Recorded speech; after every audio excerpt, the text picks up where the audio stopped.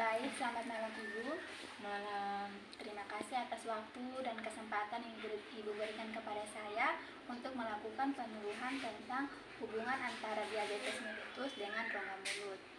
Nah, di sini pasti Ibu sudah bisa bayangkan kalau ada dampak diabetes terhadap kesehatan gigi mulut. Nah, baik, sebelum kita ke materi, saya mohon izin untuk perkenalkan diri saya. Perkenalkan, nama saya Christina Hendrika, saya dari tingkat 2 dan saya dari Poltekkes Kemenkes Kupang, terutama dari Prodi Kesehatan Gigi. Baik, untuk mempersingkat waktu, saya langsung saja ke materi. Pasti Ibu tidak asing lagi dengan namanya penyakit diabetes. Nah, di sini materi saya adalah diabetes mellitus. Nah, di sini saya akan menjelaskan terlebih dahulu pengertian dari diabetes mellitus. Nah, diabetes mellitus adalah gangguan metabolisme pada tubuh di mana hormon insulin tidak berfungsi dengan baik.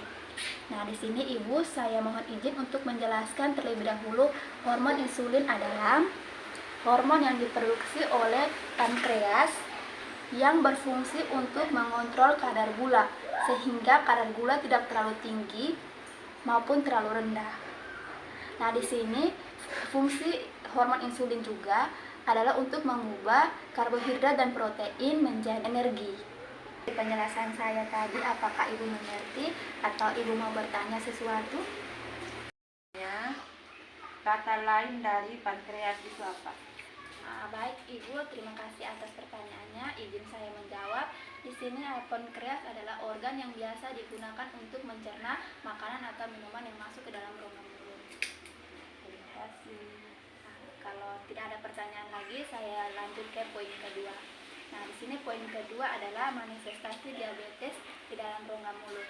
Nah, Ibu, kalau diabetes Ibu tidak dijaga dengan baik, maka akan muncul penyakit-penyakit yang di dalam rongga mulut. Itu seperti pelah gigi, karang gigi, lubang gigi, ada gingivitis dan periodontitis, serta ada oral candida dan serostomia. Nah, di sini Ibu, saya izin menjelaskan satu persatu. Dari yang pertama, plak. Nah, di sini plak adalah endapan lunak yang berwarna kuning. Nah, kalau Ibu mau lihat, Ibu bisa menggunakan cermin, dan kalau ada di sela-sela gigi, kalau yang warna kuning itu namanya plak. Nah, yang kedua adalah karang gigi. Nah, di sini karang gigi itu berawal dari plak. Jika kalau Ibu biarkan terus plak di dalam rongga mulut, Ibu tidak dibersihkan, maka lama-kelamaan akan diendap-endap terus, maka akan munculnya karang gigi. Dan karang gigi itu Ibu akan sulit sekali dibersihkan. Paling Ibu pergi ke dokter gigi atau klinik gigi untuk melakukan scaling atau pembersihan karang gigi. Dan yang ketiga adalah lubang gigi. Nah, ada gingivitis dan periodontitis. Nah, di sini Ibu pernah sering mengalami radang gusi. Nah, radang gusi itu salah satunya gingivitis. Nah, kalau gingivitis Ibu tidak jaga dengan baik, maka akan terjadinya periodontitis, di mana periodontitis adalah gangguan pada jaringan pendukung gigi. Nah, itu biasanya kalau akibat lanjutnya Ibu itu bisa terjadinya gigi goyang. Apa itu? Nah, yang berikutnya adalah stomatitis. Nah, stomatitis pasti Ibu tahu adalah sariawan. Nah, setelah stomatitis ada oral candida.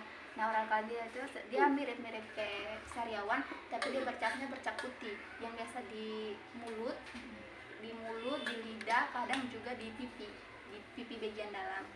Nah, terus ada serostomia atau mulut kering. Nah, dari penjelasan saya, apakah Ibu mengerti atau ada beberapa hal yang Ibu mau tanyakan kepada saya? Kalau untuk itu tidak ada lanjut saja. Oke, baik, saya akan ke poin yang ketiga, yaitu hubungan antara penyakit diabetes mellitus dengan rongga mulut. Nah, di sini mengeluarkan tumor neurosis. Faktor protein ini berfungsi memobilisasikan sel darah putih untuk melawan infeksi dan antigen lainnya. Tetapi hal ini mengakibatkan resistensi insulin karena tubuh tidak mampu memanfaatkan insulin yang diproduksi oleh pankreas dengan baik. Penjelasan saya kepada poin yang ketiga, apakah Ibu ada pertanyaan atau ada hal-hal yang Ibu mau tanyakan kepada saya? Lanjut sudah. Masuk yang keempat. Di sini ada tanda dan gejala pada penderita diabetes mellitus.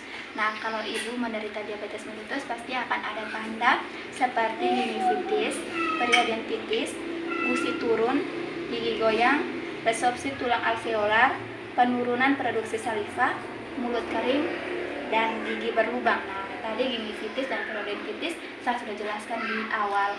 Nah, terus ada resorpsi tulang alveolar. Nah, di sini akan adanya tulang yang untuk menyangga gigi. Nah, resorpsi itu tulang tersebut akan mengalami kropos atau semakin terkikis sehingga gigi sering mengalami gigi jatuh. Saliva tersebut kalau di masyarakat luas biasa disebut dengan air liur atau air ludah. Ada penjelasan saya ke poin yang keempat, apakah Ibu mengerti dan apa ada hal-hal yang Ibu mau tanyakan kepada saya? Poin yang kelima adalah cara pencegahan dan peningkatan kesehatan rongga mulut pada penderita diabetes mellitus. Nah, di sini yang pertama mengontrol kadar gula, yang kedua merawat gusi dan gigi, yang ketiga pemeriksaan rutin ke dokter gigi. Kalau untuk ibu 6 bulan sekali, kalau untuk anak-anak bisa 3 bulan sekali. Terus untuk mengontrol sariawan dan infeksi gigi, di sini ibu biasa menggunakan benang gigi atau tidak? Tidak. Menggosok gigi 2 kali sehari. Nah, biasa kalau ibu menggosok gigi 2 kali sehari itu biasanya waktunya kapan ibu? Pagi dengan sore. Nah, ibu itu waktunya kurang tepat. Itu tepatnya pagi setelah sarapan dan malam sebelum tidur. Dan yang terakhir ibu, kalau gigi ibu sudah tanggal atau sudah jatuh, ibu harus menggantikan dengan gigi palsu. Jangan dibiarkan begitu saja. Oke. Baik, terima kasih atas perhatian Ibu berikan kepada saya. Ibu, ini saja yang bisa saya jelaskan mengenai hubungan antara diabetes mellitus dengan rongga mulut. Nah, jika ada yang kurang atau Ibu mau bertanya kepada saya persilakan. Saya mau tanya ini tentang periksa rutin ke dokter gigi setiap 6 bulan kan untuk orang dewasa dan 3 bulan untuk anak-anak. Kenapa harus 6 bulan untuk orang dewasa dan 3 bulannya untuk anak-anak? Oke, baik, terima kasih atas pertanyaannya Ibu. Di sini saya ingin menjawab. Nah, di sini pasti kalau orang dewasa sudah memiliki pemikiran yang lebih matang, dan pasti kalau mau keluar ke acara-acara atau pasti kalau habis mandi atau makan, kalau ada itu ada sisa-sisa makanan yang tersangkut, pasti Ibu merasa tidak nyaman dan pasti Ibu akan segera menyikat gigi. Dan pasti pemikiran orang dewasa itu jauh lebih matang dibandingkan dengan anak-anak.